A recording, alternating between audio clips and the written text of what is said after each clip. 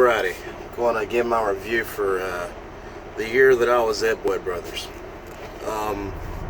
First of all, they're not Boyd. They're growing. They're not a small company. I know when I went there, when I first started orientation, they said including contractors and company guys, they had like a little over 700 trucks on the road. So by no means a small company, but you know, even for their size, they're not a bad place to work at. I have nothing bad to say about Boyd. When I started there the beginning of March of 2017 last year, and I was team job with my brother for a little while, and you know, they ended up going to Boyd, and so I left Boyd for nothing they did wrong. I was leasing to Boyd for a few months before I left. It's just what I was trying to do and the situation back at home, what I needed, they couldn't really meet me on that, and they couldn't accommodate me the way that from what I needed. You know, nothing against them.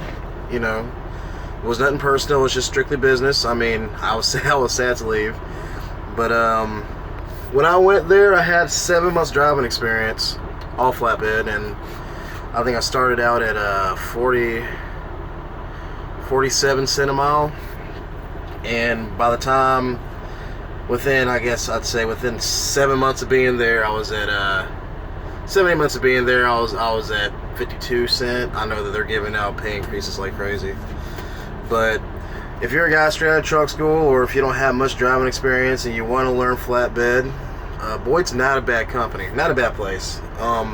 I know different guys have had different experiences and everything, but my experience at Boyd was not bad. I had an awesome dispatcher when I first started out, which was Drew, who's in sales now. Drew was awesome. Kept me rolling. I was staying out 2 or 3 weeks when I first started working there, and because I drove for Decker before that, so I was staying out like 4 or 6 weeks at a time. But that's another story. But Drew was awesome. You know, I was getting killer miles. I was consistently staying around about 2,900 miles a week. Then Drew got promoted because he was, trying to be selfish and better himself. And then I got another guy, and started going home every weekend. And if you're going to go home every weekend, especially if you live like, in the South mainly, you're really going to maybe average about, I'd say, 2,300 miles a week. Now, some is crap, but I mean, it is what it is. If you want to be home every weekend, your miles are going to be capped. I did 3,000 miles one time and got home the same weekend and got 34 and busted out again from the house, and I was tired. I was worn out. It's doable. You just got to run. But anywho, so let's see here. Trucks. I know they're still getting new trucks in. They got International Pro Stars. Most trucks run between 66, 67 mile an hour.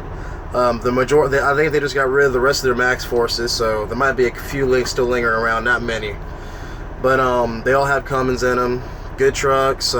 Basic generic model trucks. Just just a few gauges. But it's a workhorse. Trucks run really good. It's a workhorse. All 10 speeds. They don't have any automatics at all whatsoever in the fleet. And what else? If I live in North Carolina, so if you live in North Carolina, you're going to mainly do a lot of Pennsylvania, Indiana, Ohio, Tennessee, Kentucky, that type thing. You're going to definitely do a lot of Georgia, especially out of Cartersville, Georgia, Gerdau, or Lithia Springs, or MBCI, or Temple, Georgia, at Janus over there, literally right down the road from the Flying J, and the Pilot over there in Temple, if you know what I'm talking about, the 20. You're going to do a lot of that. It's a lot of OSB board and stuff we pick up out of South Carolina. Stuff like that and everything. But, I mean, they're not a bad company. It just got to the point for me where I was wanting to... They do some over-dimensional stuff there, but it got to the point for me where I was trying to, broaden my horizons, I guess. I did all the growing that I could there. Like I said, once again, nothing against them. But, Birmingham, the facility there is pretty decent. for the most part. Cincinnati is, they can definitely work on the Cincinnati terminal a little bit. But dispatchers treat you good. When I was a company driver there, going home every weekend, I was averaging between 900 to 1100 a week take home. And to some that may not be great money, but to me it was enough for me and my family, so we made it work. Wasn't bad. Dispatchers, as long as you run and do what you got to do, and don't cry and complain about every little thing. They're going to work with you. They got some good guys over there, in dispatch and everything, but you got to work with them. They will bend over backwards for you. They really will. They really will. They did for me on a few occasions when I really had something going on. But what else? There's a lot. Trailers, they have 48 feet trailers. Utility and a Great Dane, I believe. But I know they're in the process, and they've phased out a lot of them already. But the majority of the trailers now are 53-foot trailers. They got brand new Rent Hours they continue to bring in. A handful selection of Great Danes, and they have Fontaine trailers. They're not bad trailers. And what else? Would I recommend Boyd to other people if they want to go there? Absolutely. Especially if you're new to flatbed, want to get your feet wet, want to get your steel experience, want to get your chain experience, working with chains and bonders and stuff and everything. Not a bad place to go. They have a lot of freight. They have a lot of freight there. They do. I didn't sit very long waiting for a load. At most, I think the longest I ever sat waiting for a load was an hour and a half. That's because it was right before Easter of 2017. And I was trying to get home, and I ended up getting a load out of Tennessee going down to Florida. Also, another thing, if you're in Florida, they have the freight to get you out of Florida, so you ain't got to worry about that. They have generally freight everywhere. Now, if you have questions about the release, I know they changed a few things since I left. If you can shoot me a message if you have any questions about that. There's some things that you should probably know and take into consideration. Not that it's bad. You can use they have a load board you can use, and there's some paying loads on there. That's another story. That's definitely another story.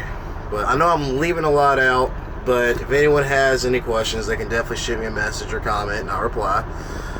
But they're not a bad company. They're pretty solid. Good. There's some good, honest people. Definitely Christian oriented. Only company I've ever been to where, which I've had many driving jobs. But that was my second driving job as a driver. But they're the only company that I know where they end every meeting every morning in prayer, which I liked a lot. Some might not like it, to each its own, but I liked it a lot. But yeah, good solid place to get your feet wet at. Not a bad place to stay at if you want to. They got a lot of million-mile drivers.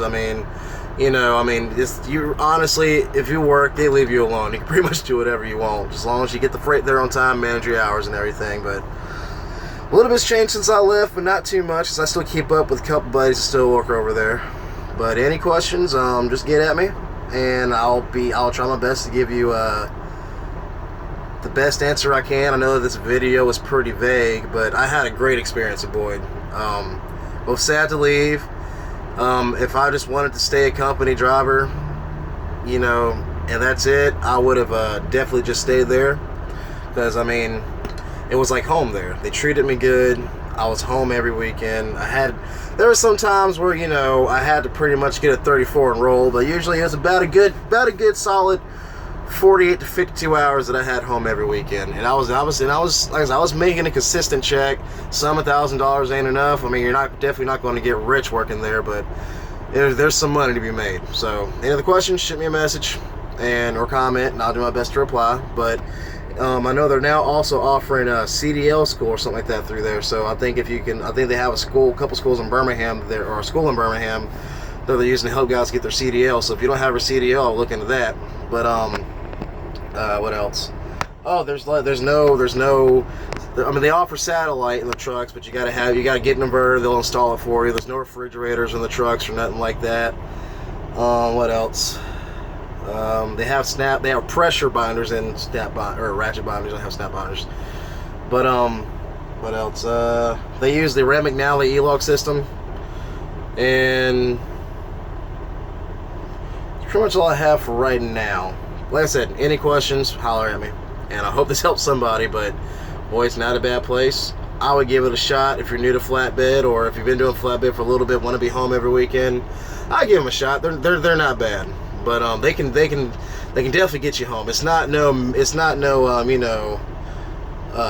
it's a guaranteed home every weekend. Let's just put it that way. But all right, peace out.